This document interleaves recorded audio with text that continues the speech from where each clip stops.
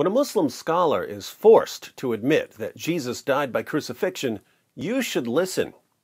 For nearly 14 centuries, the vast majority of Muslims have denied Jesus' death on the cross. The most popular view has always been some version of substitution theory, the claim that Allah miraculously disguised someone else to make him look like Jesus, and that this other person was crucified in Jesus' place.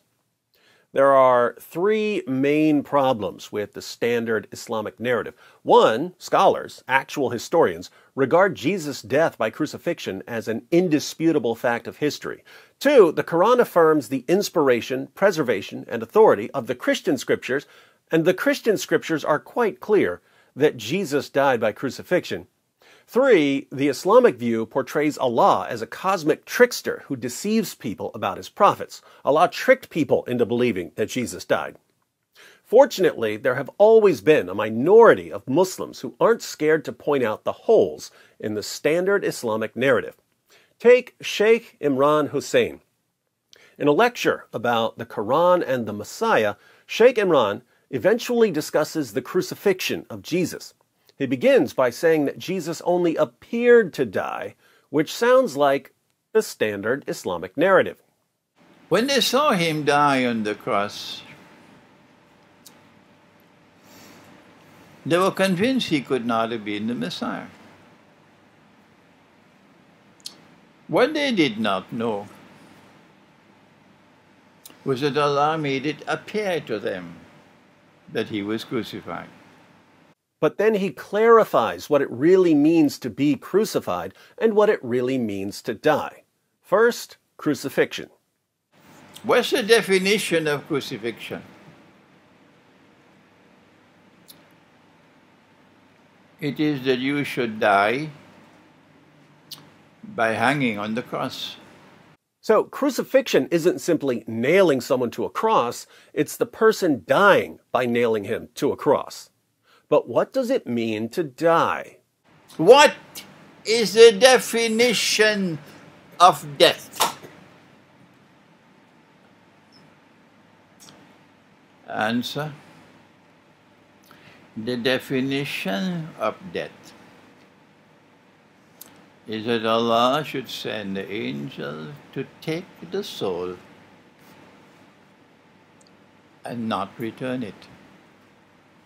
Is there anyone who differs with me?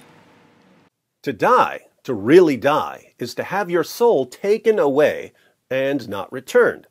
This is important for what he's about to say, so he repeats it. The definition of death is that Allah should take the soul and not return it. Can Allah take a soul and return it? Tell the schoolboy, go back and study the Quran.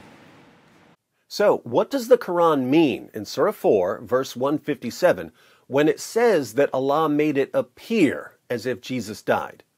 Get ready for an epic rant. So then what did Allah do to make it appear that he died? Let me warn you. And my language is sometimes very harsh, because that's the only language some people can understand. Some people can only understand harsh language. Got it, Sheikh. Thanks for the cosign on the unstoppable fire hose of sarcasm and mockery that is D. Wood. Don't come with this nonsense, because it is not only pathetic nonsense, it is absolutely sinful to say that Allah, wa na'udhu billah min hadha, Allah called someone else to take the appearance of Nabi Isa alayhi salam, and that innocent man, innocent because he never claimed to be the Messiah, he was crucified. So, the standard Islamic narrative. Wait for Judgment Day with that nonsense. Pathetic nonsense. It's not there in the Quran, it's in your imagination. That's why it is. And yet it took the world of Islam by storm. What a brainwashed ummah we are today. He ain't lying. Well, then what happened? Well, then why don't you go to the Quran? Let the Quran explain rather than go on fancy flights of imagination. You're going to tell Allah on Judgment Day, you caused that man to assume the appearance of someone? And he who never claimed to be the Messiah, he was crucified. That is an act of injustice. You attributing injustice to Allah? What foolishness. He's right. Absolute foolishness. But it's what Muslims tell me every single day. Allah took his soul. They thought he was dead. They took down the body. They put the body in the cave. They sealed the cave. Allah returned the soul. As simple as that. Nobody knew that the soul was returned. And Allah raised him. So, while Jesus was on the cross, Allah took his soul, meaning that he was dead in the biological sense. His body was taken down from the cross and put in the tomb, but then Allah returned Jesus' soul to his body, meaning he didn't die in the stricter sense the Sheikh is talking about. He wasn't dead in the sense of Allah taking away the soul and not returning it. Allah did return his soul, so Jesus rose from biological death. But since so many Muslims have been indoctrinated with substitution theory, how about another warning, Sheikh? But let me warn you one more time. If you stick with this theory of substitution, you are going to be in a pathetic state on Judgment Day. Let me warn you one more time. This is a simple explanation from the Quran. And so, he did not die.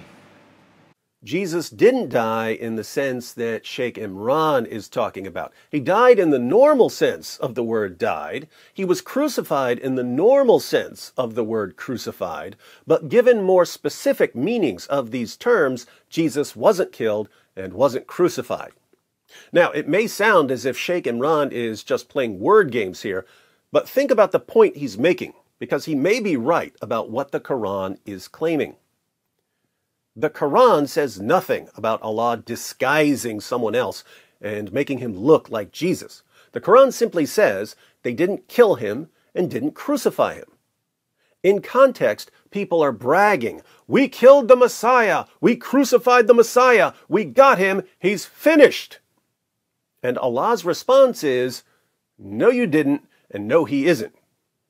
Could Allah just be saying, "Look, you think that by beating Jesus and crucifying him and stabbing him through the heart with a spear and burying him, that you've killed him, but you're wrong, because I can just raise him from the dead"?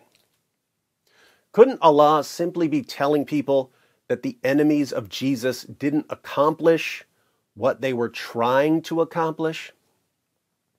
I think this view, Sheikh Imran's view, is massively superior to the standard Islamic narrative, which rejects all of history, rejects multiple sources that Muhammad and Allah confirmed, and portrays Allah as a cosmic trickster who deceives people for no reason. But this leads to an important question, a question for Muslims. My Muslim friends, if you've been wrong about Jesus' death and resurrection for nearly 14 centuries, what else are you wrong about? You're wrong on that. You're wrong on that. You're wrong on that. It just backfired on you. You're wrong on that. You're wrong on that. You're wrong on that. It just backfired on you. This is a part of our religion. There's a reason to it. Yeah?